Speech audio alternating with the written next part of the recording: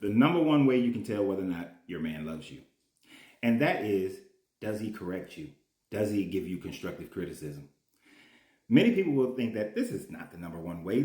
Can't be the number one way. The number one way is when a man accepts you for who you are, when he buys you things, when he loves you in the way that you feel love, and when he just goes along with whatever you desire and tries to make you happy. That's a man who loves you. But no, it is not. That is a man who is simping towards you. That is a man who is too afraid to state corrective actions or corrective behavior patterns, or to correct behavior patterns that you may have, because he's afraid of the kickback. He's afraid of the fight back. He's afraid that you're going to create a fuss and say that you're trying to control you. But if you have a real man and that man loves you and cares about you, there are certain things that he will always be there to guide you into finding and being the best version of yourself. You see, if you're one of those ladies out there who loves to dress and showing all your tatas and all your pum pum and your boom boom, all that stuff is always showing, and that man never says a word, and you're just walking around half-ass naked. Like, for instance, my wife and I was at this hole in the wall a few months back. And while we was there, I noticed that this one woman, she was with a man, and she had this outfit on that was completely laced up. And then the bottoms was pretty much a thong that you can see clearly through, and you can see all her boom boom, see all of it. And she had on basically a bra that was almost see-through to where you can see the areola and you can see the nips. Now, of course, many people are going to say, well, as long as her man was fine with it, she's good. She should be able to wear whatever she desires to wear, whatever makes her feel comfortable.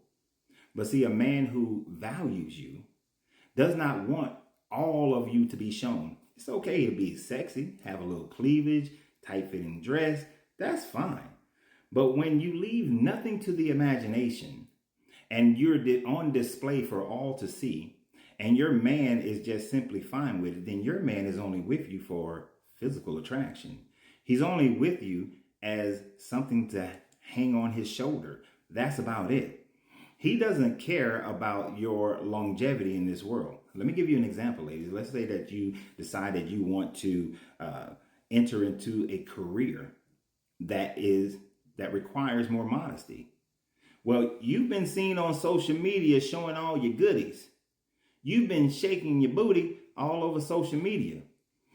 And we know in today's world, when you try to go get certain jobs or you try to take a certain place in society, that those things can and will come back to haunt you. And if you have a man that is saying, no, baby, don't show all your goodies to everybody. Those are for us.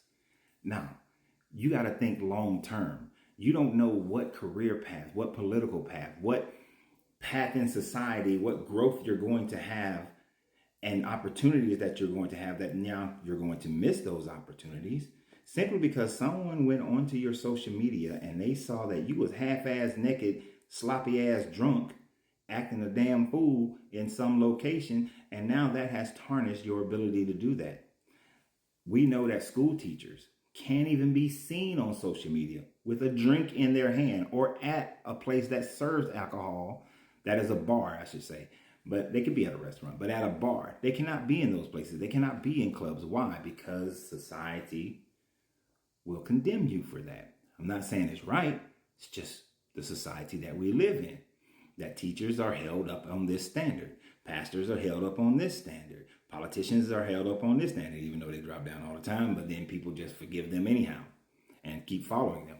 But we know that if a man is, but we know how society is. So when you have a man that's trying to help you to become the best version of yourself, when he's saying that, hey, you need to think about a budget and not just spending all your money willy-nilly. You need to think about long-term investments. When you're out here and you're having a good time, you need to be conscious of who could possibly be filming you. Because if you're in a public place, you have no rights of privacy. Anybody can continue to film you. But when a man is with you and he doesn't care, he doesn't make any statements about how you dress and how you act and your alcohol consumption, your weed smoking, whatever it is that you could possibly be doing that could damage your image, that man doesn't care about you at all. One of the things that my Uncle Denon had told me before he passed away, and it was something that my grandfather demonstrated without having to tell me. He told me that it is your primary responsibility to make sure that your woman is on a pedestal at all times. That if something goes wrong in your life, it is not for her to take on the negative responsibilities of that as far as the world is concerned. Now, this is before social media. So if a bad business decision caused my family to suffer financially, but that business decision was a decision that she made, or I said, okay, we're going to follow your advice and this is what we're going to do, and it turned out to be a negative, then it is not for me to go out and say, well, that was her decision. She the one who wanted to do this, or she the one who wanted to do that.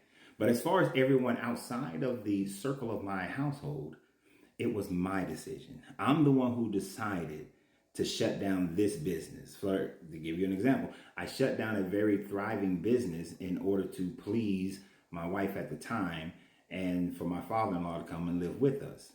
Now, when I did, for the next few months, when the money ran out, my family was destitute. When I then had to get to the point where I had to call family members and borrow money, I never told them who made that decision or why that decision was made. I just told them I made that decision. I felt that I needed to come and change what I was doing because I was working 12 hours a day, not seeing my children, not seeing my spouse. And in order to bring and keep the family tight knit, I made the decision to shut down that business and to move in order for our family to stay unified and to continue to grow closer and spend more time with my children. That's what my family heard. That's what our friends heard. None of them actually heard the fullness of why that decision was made.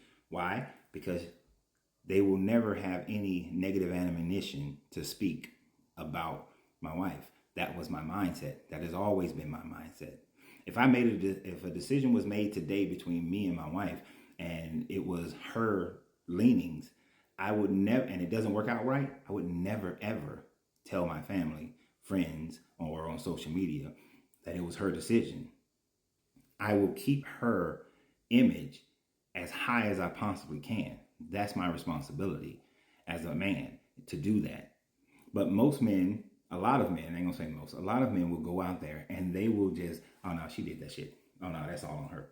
And if you got a man that will allow for your image, your name to be tainted, you do not have a man that cares about you. You have a man that only cares about himself, and you are temporary in his mindset. If he doesn't mind you walking out the house half-ass naked, he doesn't care about you. If you go and you spend all your money and you're broke, he doesn't care about you. If you are engaging with friends who have a negative imprint on you, and he doesn't say anything about that, he doesn't try to correct that, because ultimately it's your decision whether or not you're going to listen to him or not. But if he never says anything, you have a man that does not care about you. And if that is your situation, you need to look for a different man. You need a man that's going to demonstrate the type of leadership that says that I can correct you without damaging who you are. Now, my methodology is thus. I will praise the person, then I will criticize the activity or the character, and then praise the person again, rebuild the person. So for instance, I may say something like, you are a wonderful, you are a beautiful woman. You have a great physique and everything. But I don't think that you need to show everybody your physique. I don't think everybody doesn't need to see your areola and see the thongs that you're wearing or anything of that nature. I love to see it. It's something that is precious between the two of us. So I would prefer that you did not dress that way when we go out, or even when you're by yourself or you go out with your girlfriends. It's a simple way of showing that I care about you, that I'm concerned about you, instead of just saying you dress like a hoe. That's not how you do it. So if you don't have a man that can do that, you might want to look for another man. So always remember, you have to free yourself to be yourself, because your greatness is non-negotiable. Good journey, good vibrations.